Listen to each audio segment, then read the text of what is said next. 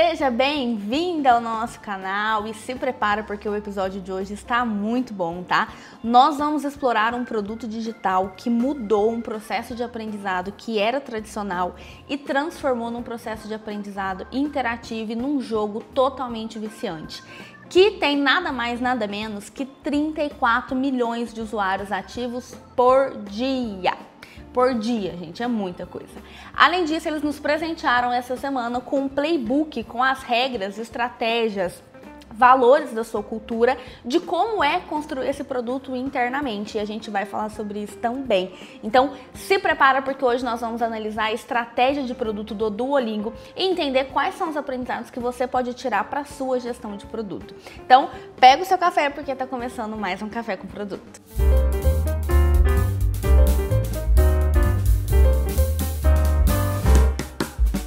Vamos começar com a missão do Duolingo, a missão declarada da empresa. E eles falam que a missão é desenvolver a melhor educação de aprendizado de idiomas do mundo e torná-la universalmente acessível. Todos podem usar o Duolingo e todos podem aprender uma língua através do aplicativo. Isso já vai direcionar muitas das decisões que a gente vai conversar aqui ao longo desse vídeo. Quero trazer para você também alguns big numbers dessa estratégia e dos resultados que o Duolingo gera para o seu próprio negócio. De acordo com as cartas para os acionistas de 2023, a receita da empresa foi de 531 milhões de dólares e a previsão para 2024 era de 731 milhões de dólares. É dinheiro pra caramba, né? Além disso, tem uma estratégia muito importante que eles falam aqui que apenas 8% dos usuários pagam por uma assinatura e esse pagamento de assinatura contribui com 80% da receita. Então, é quase um Pareto, né? Você tem 8% da base gerando 80% da receita. A diferença disso vem do quê? Dos anúncios das versões gratuitas. Além disso, essa versão gratuita ela está muito enraizada por conta da base muito grande de usuários. Em 2024, a plataforma relatou 34 milhões de usuários ativos diários, que é o indicador do DAO, que a gente usa muito em produto, e 103 milhões de usuários ativos mensais, que é a métrica do MAU.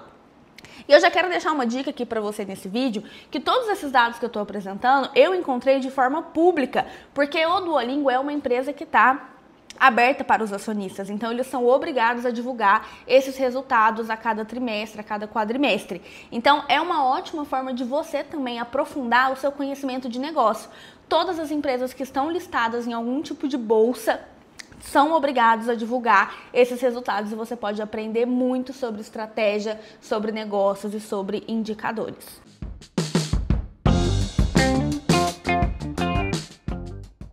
Dado esses números iniciais, vamos entender como que o Duolingo conseguiu esse crescimento, porque não foi do nada, né? Teve realmente uma estratégia bem clara. E na minha visão, o grande segredo do Duolingo é que ele conseguiu vencer o jogo da atenção. Tem um artigo bem interessante sobre North Star Metric que fala que normalmente os produtos jogam 3 jogos principais, um deles, né? Cada produto tem um foco. O jogo da atenção é o que a gente vê nas redes sociais, em canais do YouTube, por exemplo, o próprio Duolingo, onde o principal jogo é fazer você reter o seu usuário o maior tempo possível dentro da sua aplicação. Esse é o jogo da atenção. Tem também o jogo da produtividade, que é muito encontrado em produtos SaaS, B2B. Se a gente pegar um Trello, um Gira, um Canva, que são produtos que a gente vê mais no dia a dia, são produtos onde o foco é fazer com que você otimize o máximo do seu tempo realizando aquela tarefa, que você leve o mínimo de tempo para realizar aquela tarefa que o produto se propõe a resolver. E tem o principal, que é o jogo da transação. Esse jogo normalmente a gente vê o quê? Em e-commerces, varejistas, tudo que está relacionado à compra, à transação, a realizar um pedido. Uma Amazon da vida, um iFood, etc, né? Todos os jogos que estão relacionados à transação financeira, a pedidos. E para mim, o diferencial do Duolingo é que ele conseguiu combinar como jogo principal o jogo da atenção, de criar histórias envolventes, criar uma gamificação muito incrível, uma usabilidade que realmente te retém. Eu sou muito fã do Duolingo, tanto do ponto de vista de usuária, que eu uso bastante, mas também do ponto de vista produteira, por conta dessa estratégia.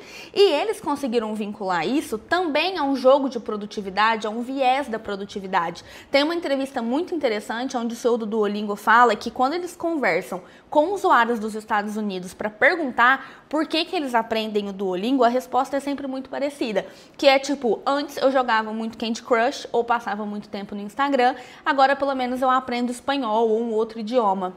Olha a importância que isso tem para uma cultura dos Estados Unidos que recebe muita imigração. Então, você consegue trazer uma parte lúdica de gamificação, de envolvimento, mas que está relacionada a como você usa o seu próprio tempo. E isso é muito incrível. E essa minha teoria, ela não vem do nada, tem números que comprovam isso. Se a gente olhar aqui para essa estratégia de crescimento do produto, os números e a forma como eles utilizam essas estratégias faz muito sentido, inclusive com a missão da empresa. Se a gente olhar, por exemplo, o plano gratuito deles é muito bem definido. Lá na missão fala, né, que eles querem que seja acessível para todo mundo, não é só para quem quer pagar. Isso quer dizer que sim, obviamente que eles vão sempre tentar fazer você ir para um plano Plus, comprar outros produtos, mas você vai conseguir aprender com o plano gratuito também. E o plano gratuito ele é muito bem definido, tem sim uma estratégia ali inteligente de uso de anúncios. O app ele tenta não sobrecarregar você com anúncios o tempo todo, e esses espaços de anúncios eles são muito bem aproveitados para promover os seus próprios recursos premium. Então você tá ali fazendo uma atividade de escuta, de repente aparece uma propaganda do Duo Max, que é um novo serviço que eles lançaram mais relacionado a IA, para que você consiga praticar mais aquilo que você acabou de fazer. Então, eu acho isso muito incrível. E um outro ponto importante, é que eu já comentei lá no começo do vídeo, é que só 8% dos usuários são pagantes. Só que isso representa uma base muito importante para a receita. E qual que é a estratégia deles não forçarem ou deles não gerarem excessivamente anúncios? Porque o foco principal deles é um jogo de longo prazo. A gente vai falar disso lá na estratégia que eles comentaram no playbook. Essa base gratuita, ela também precisa ser muito grande para garantir esse crescimento, para permitir teste, para permitir experimentações, para permitir ter esses anúncios de uma forma mais controlada, mais bem gerenciada, que não sobrecarrega. Então, tudo é muito bem pensado em um jogo de longo prazo, porque eles poderiam fazer como a maioria dos aplicativos e de produtos free fazem, que é um anúncio a cada 5 interações com o produto, mas eles não fazem isso, porque eles estão jogando um jogo de longo prazo e eles vão inserir esses anúncios em momentos específicos da jornada para você ser convertido. Por exemplo, essa base de anúncio vai permitir que eles invistam em experimentações, em testes, de aprender com os usuários qual é a melhor estratégia, investindo em novos recursos, não em mais anúncios, mas ter recursos que façam as pessoas serem convertidas para o Premium. Por exemplo, o Duo Max, que é uma função Premium que permite você treinar, ter Google Meets, assim, são como se você fizesse reuniões, agendas de conversação com o IA. E ao invés de você conversar com uma pessoa, você conversa com os personagens das histórias que o Duolingo cria. E isso é muito legal, por quê? Porque é livre de julgamentos, né, gente? Uma IA, um bot não vai te julgar pelas respostas erradas que você tiver numa conversação. Então, perceba que essa estratégia é muito bem construída. Essa estratégia também, ela não é única, tá? Ela parte de um princípio que a gente chama de modelo Hooked. Tem indicação desse livro, vou deixar aqui para vocês. É um livro simples de ler, fácil, tem bastante imagem, é bem lúdico, tem cases ótimos para você associar o conhecimento. E nesse modelo Hooked, ele fala exatamente o conceito que você tem de criar uma roda de investimento aonde você gera um gatilho para o seu usuário. Por exemplo, aprenda uma nova língua, mantenha sua ofensiva de X dias, faça uma lição, aprenda um novo idioma. Você pode usar também gatilhos emocionais, vale muito a pena. O livro explica muito bem essa parte de gatilhos. Mas qual que é o ponto? Eu gero um gatilho, eu atendo uma dor sua de, olha, você pode aprender isso, eu posso te ajudar com esse problema. Você é afetado por esse gatilho, e aí você faz uma ação, que faz uma lição, entra no app, compartilha com os amigos, garante a sua ofensiva, assina o plano Premium. E quando você faz isso, você recebe uma recompensa. essa recompensa é o quê? É um elogio, é uma guide nova, é um feedback positivo, é a sua ofensiva onde você vai compartilhar. E essa recompensa, gente, tem muitas vezes que elas são até emocionais, não necessariamente envolvidas com dinheiro. Na maior parte dos casos não está relacionada a dinheiro, inclusive. Se você conversar com uma pessoa que usa muito Duolingo, por exemplo, ela sempre vai falar assim: eu uso Duolingo, eu tenho uma ofensiva de 950 dias. Olha a identificação que isso gera. As ofensivas nada mais é do que uma feature, que é tipo, entrei no usuário, fiz uma lição, conta um dia. Eu não fiz essa lição, eu não conto esse dia, volto para a estaca zero. É uma feature super simples, só que isso gerou uma identificação e uma recompensa que as pessoas falam isso até em entrevistas de emprego, para falar sobre essa habilidade de persistência, de constância. Percebe que é uma recompensa muitas vezes emocional, de gatilhos emocionais, e isso é muito incrível. E quando você recebe essa recompensa, você fica mais predisposto a investir novamente no seu produto. Por exemplo, mudar para a versão paga, informar um dado que vai ajudar a empresa a coletar, entender melhor, fazer uma conversão para o premium, fazer uma compra. Então, essa roda de gera um gatilho, esse gatilho faz o meu usuário ter uma ação, essa ação gera uma recompensa direta para ele, que faz ele sentir vontade de investir no produto, é o que a gente chama de modelo Hooked. Então, se você tem essa necessidade hoje aí no seu dia a dia de criar um modelo de engajamento, de gamificação, estude bastante esse modelo Hooked, o livro vale muito, muito a pena mesmo, tá? Eu comentei dos sistemas de ofensiva e tem essa questão, né? É um compromisso psicológico que você cria. Eu acho muito, muito animal mesmo, tá? E qual que é o interessante dessa estratégia? Exemplo da ofensiva ainda, tá? O que eu comentei de ter a versão free e a versão paga, é que eles usam dessas estratégias para gerar mais engajamento com o produto e fazer você converter sem necessariamente só gerar dinheiro através de anúncios. Exemplo, você pode pagar para manter a sua ofensiva.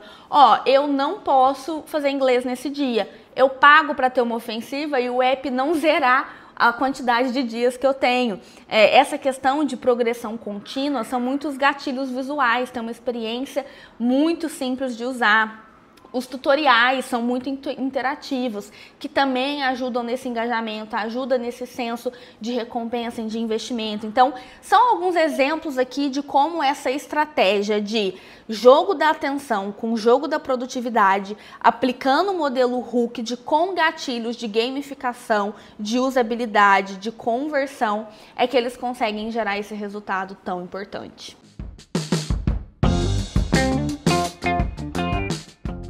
Entendemos toda a estratégia. Agora, o que isso tem a ver com o produto? E o que você pode tirar de lição? E como que a empresa faz para gerar tantos resultados e tantos gatilhos e tantas experimentações, que é basicamente um sonho de todo produteiro, né, gente? Viver de experimentação, poder testar, errar, trabalhar em experiência do usuário, pensar mais a longo prazo. E é por isso que eu queria falar com você agora sobre o Playbook que eles divulgaram. Foi um lançamento que eles fizeram ontem, dia 10/2/2025, para você entender aí a cronologia do tempo, né? E eles lançaram um material que é curto, vale a pena a leitura, tá? Apesar de estar em inglês, é super fácil de você entender e traduzir. E ele fala 5 princípios pelos quais a empresa é regida e que vale para todas as áreas. Mas, obviamente, que é um produto digital, então boa parte das estratégias da empresa afetam diretamente o produto, né? Mas queria conversar para você entender um pouco dessa dinâmica. A primeira estratégia que eles falam, o primeiro pilar ali da cultura é pensar a longo prazo. Eles deixam bem claro que eles estão construindo um produto a longo prazo e que é muito fácil cair em atalhos, em gatilhos que parece que vão ser bons no curto prazo, mas no longo prazo vai afetar a estratégia da empresa. E se isso for verdade, eles não vão fazer. Eles comentam que eles estão criando uma marca de 100 anos com personagens encantadores, peculiares, que se torna parte da vida das pessoas. E para construir isso, é preciso ter uma visão de longo prazo. Desde essas histórias de marketing até mesmo a contratação de pessoas. Isso vai moldar a forma como a empresa vai ser vista no futuro. Então, é realmente muito interessante. Outro ponto é sobre elevar o padrão. E aqui tem várias coisas de produto que eu acho que valem a pena ser comentadas, mas eu recomendo muito que você leia o material também completo, tá? Sobre elevar a barra, tem alguns conceitos que eu acho legais. O primeiro deles é o dog fooding. Não sei se você conhece essa expressão, mas dog fooding, na tradução livre, é tipo, coma a sua própria comida. Que é o quê? Use o seu próprio produto.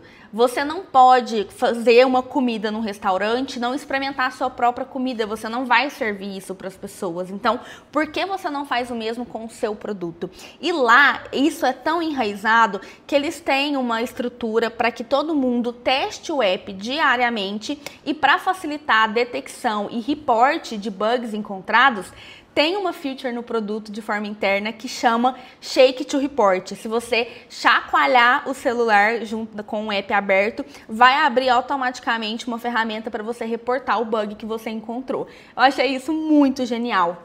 E faz o que, gente? Deixa muito claro que resolver falhas, garantir a qualidade do produto, não é um trabalho só da equipe de qualidade, só daquele squad, é um compromisso coletivo. E isso dita muito o ritmo como as coisas são construídas.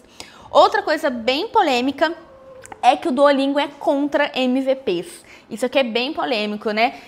Eles falam que tipo, o MVP costuma ser uma desculpa para entregar um produto medíocre.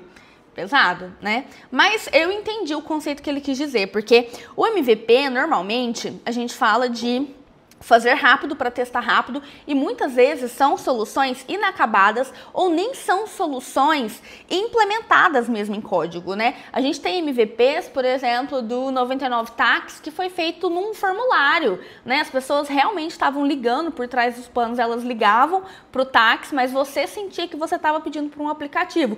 Isso é um MVP, é para validar uma hipótese. Já no Duolingo, eles preferem construir V1s, que são o quê? São produtos já refinados que podem até não ter todos os recursos, mas eles vão atender uma qualidade, eles já vão nascer de partida com qualidade resolvendo um problema, mesmo que isso leve um pouco mais de tempo. E que sonho se todas as empresas entendessem a diferença entre esses dois conceitos, porque o que a gente mais vê, o que eu mais vejo nas mentorias, trocando com as pessoas, são as empresas chamando de MVPs versões que são muito grandes. A gente tem até uma piada interna entre os designers que o MVP não é o mínimo produto viável, né? É o máximo do produto possível, assim. Então, é realmente um tema bem polêmico. Para garantir essa produtividade, eles também falam muito sobre clock speed, que é um conceito entre medir o tempo que uma decisão é tomada até que aquilo seja implementado. E de acordo com o Duolingo, essa diferença de tempo não deveria ser maior do que um mês para você ter algum tipo de interação sobre aquele projeto. Pode não ser a solução perfeita ainda, mas você não pode demorar mais do que um mês para tomar uma decisão de implementar algo e você não vê nada daquilo. Isso vai garantir o quê? Cadência, tanto no Discover quanto no Delivery. Nós já falamos sobre o Discover Delivery em outro vídeo aqui do canal. Vale a pena você conferir também. Então, essa questão de eficiência, para mim, é um dos pontos mais legais onde a gente consegue aprender como fazer produto. Eles também falam sobre feedbacks, sobre testes, sobre experimentação, de ter feedbacks mais sinceros para realmente elevar o padrão, não ter tanto tato ali, tanto toque com as coisas, né? A gente realmente precisa dar um feedback sincero, focando no que e não no quem. E isso também é muito interessante para nossa evolução de carreira e para nossa postura de produto. Para falar, um outro fator importante dessa cultura é o coloque no mundo, é o ship it, né, que eles comentam. E aí tem essa questão da velocidade do relógio, que é o click speed que comentei, mas tem um ponto principal para mim, que é a questão da experimentação. O próprio CEO fala que a maioria dos recursos que eles têm hoje surgiu por tentativa e erro. Eles tentaram muitas coisas que não funcionaram e as que funcionaram continuam no produto.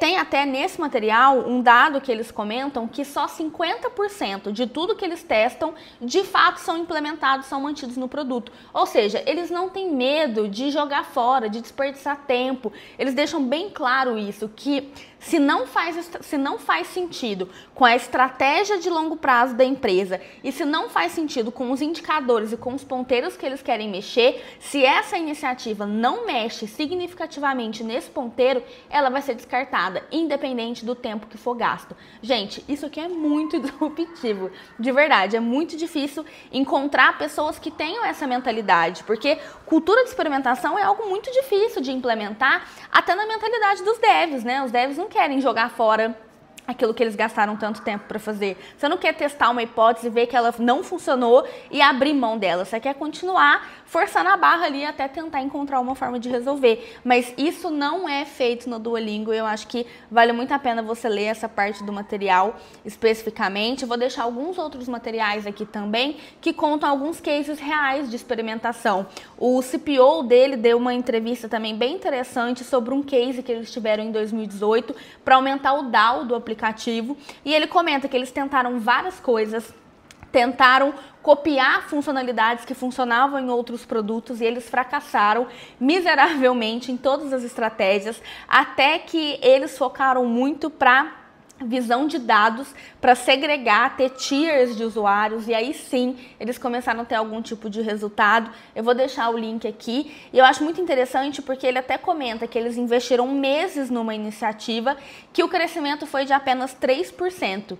E para eles foi tipo um choque, porque eles apostavam muito nessa iniciativa e a iniciativa literalmente assim não funcionou e ela foi totalmente descartada. Aí você pensa uma pessoa como CPO de um produto tomando essa decisão, não é algo fácil, então você vê que realmente essa cultura que eles trouxeram agora, esse ano, já vem sendo refletida lá desde 2018, quando eles começaram a falar sobre isso. Então, alguns aprendizados desse artigo, tá? É que não basta você só copiar as funcionalidades de outros produtos sem considerar o contexto, né? Por que esse recurso funciona em outro produto? Ele se encaixa no nosso contexto? O que precisa ser adaptado? São perguntas que a gente precisa fazer, por exemplo, durante um bench. A mesma coisa que eles falam lá no material de cultura sobre entender se essa iniciativa atende à missão da empresa e se ela mexe um ponteiro muito claro do negócio, que é o foco daquela estratégia daquele momento. Se essas perguntas não forem positivas, você não deveria fazer, ou então deveria descartar aquilo que foi feito sem tantos dedos, sabe? Para fechar, eles também falam uma coisa muito interessante, que é tipo, mostre, não apenas diga. E isso aqui, gente, é muito, muito disruptivo, tá? Porque ainda mais no Brasil, eu vejo que isso é ainda mais difícil de ser aplicado porque a gente vive num país relacional. Então, é fácil da gente ver pessoas sendo destacadas muito pela conversa, pela forma como é promovida e nem tanto pelo resultado que isso é gerado. No Duolingo, eles têm uma estratégia para combinar os dois fatores, geração de confiança interna com o resultado. Então, eu quero menos apresentação e mais protótipo. Eu quero menos conversa, menos história do que você fez para chegar nesse resultado e eu quero mais do resultado. É o resultado que vai te vender, é o resultado que importa pra gente. E essas apresentações têm que ser tão intuitivas para as pessoas que estão vendo quanto quem está usando o nosso produto. E eles também falam sobre essa discussão, né? Quando a gente discorda, eles testam as ideias e eles deixam os dados decidirem. Então, não é uma coisa de quem tem o crachá maior que decide. Se ninguém chega num consenso, a gente testa. E aí, a partir disso, a gente deixa os dados decidirem qual é a melhor opção. E o último ponto sobre essa estratégia é que eles usam um conceito da bateria da confiança. Eu achei genial esse conceito. A bateria da confiança é uma bateria que você recebe totalmente descarregada quando você entra na empresa, seja você estagiário, seja você a CEO da empresa. Essa bateria tem que ser carregada por você e é uma bateria da confiança e essa confiança tem que ser conquistada. Então ninguém recebe uma bateria cheia pelo cargo que ocupa ou pelo histórico que tem. É realmente algo construído com base na credibilidade. Quanto mais você entrega, mais discussão você tem, mais colaboração você tem, mais essa bateria vai sendo carregada ao longo do tempo. Então ela está sempre aqui no seu bolso sendo utilizada e eu achei esse conceito muito interessante porque é essa questão da autonomia, da credibilidade, da confiança conquistada que fortalece relações, que fortalece colaboração e principalmente o senso de responsabilidade ao longo do tempo. tá? São conceitos que parecem simples, mas que são realmente incríveis de ser aplicados numa cultura de produto.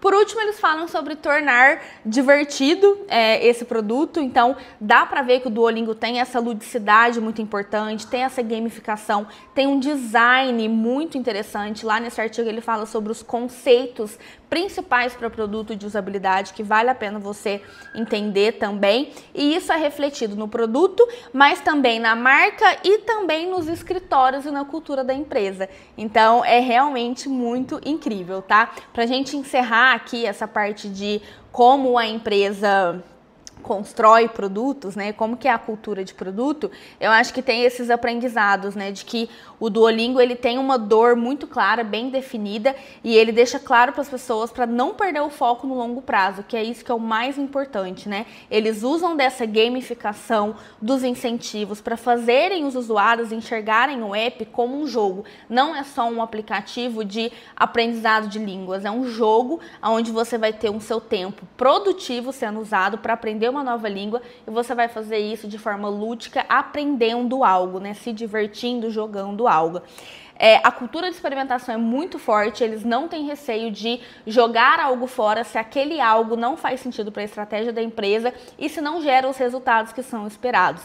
E se você tem dúvida do que fazer, lança, experimenta, mede e aí sim você define o que fazer a partir dos dados. Então, isso é algo muito importante. Outro ponto importante dessa estratégia é o crescimento do modelo que eles têm de negócio, que tem a versão paga, tem os planos pagos, mas essa construção, ela parte de uma base muito grande de usuários, aonde tem anúncios que são estrategicamente colocados para que não seja invasivo, mas que a pessoa consiga aprender mesmo com eles, e toda essa base vai gerar dados, insights e experimentações para que eles investam em novos recursos para te convencer a virar um usuário premium e não só te manter no plano free cheio de anúncios. Isso para mim também é um dos pontos mais essenciais da estratégia de monetização do produto. Um outro aprendizado é que copiar funcionalidades dos outros produtos sem adaptar pode ser um erro. O próprio CPO comenta que essa cultura de experimentação, ela pode ser sim baseada em bench, em olhar para os concorrentes, olhar para outros produtos, mas não é porque funciona para aquele produto que vai funcionar para o seu contexto, e você precisa se questionar bem sobre isso.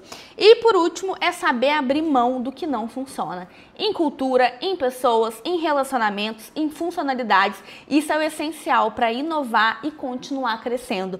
Tudo isso fazendo de uma forma divertida, lúdica, que funcione não só para o produto e para os usuários, mas também para a construção da própria equipe, do engajamento da equipe, da cultura, do escritório, do dia a dia. Esse é o jeito do Duolingo de ser, e que de fato faz muito sentido quando a gente olha lá para os resultados e a gente olha para o impacto que tem, para usabilidade, experiência incrível que o aplicativo tem. A gente junta com esse playbook que eles lançaram e para mim é tipo, boom, tudo faz sentido, não tem como o resultado ser diferente. Então, espero que você tenha gostado desse estudo de caso. A minha intenção é fazer outras análises de outros produtos e outras empresas também. Então, me conta aqui o que você achou desse conteúdo. Se inscreve no canal se você não está inscrito ainda, já deixa o joinha aqui no vídeo, porque vão ter outros episódios, vão ter outras análises de produto, inclusive pode recomendar aqui qual produto você quer que eu analise. Espero que você gostou desse café com produto e até a próxima!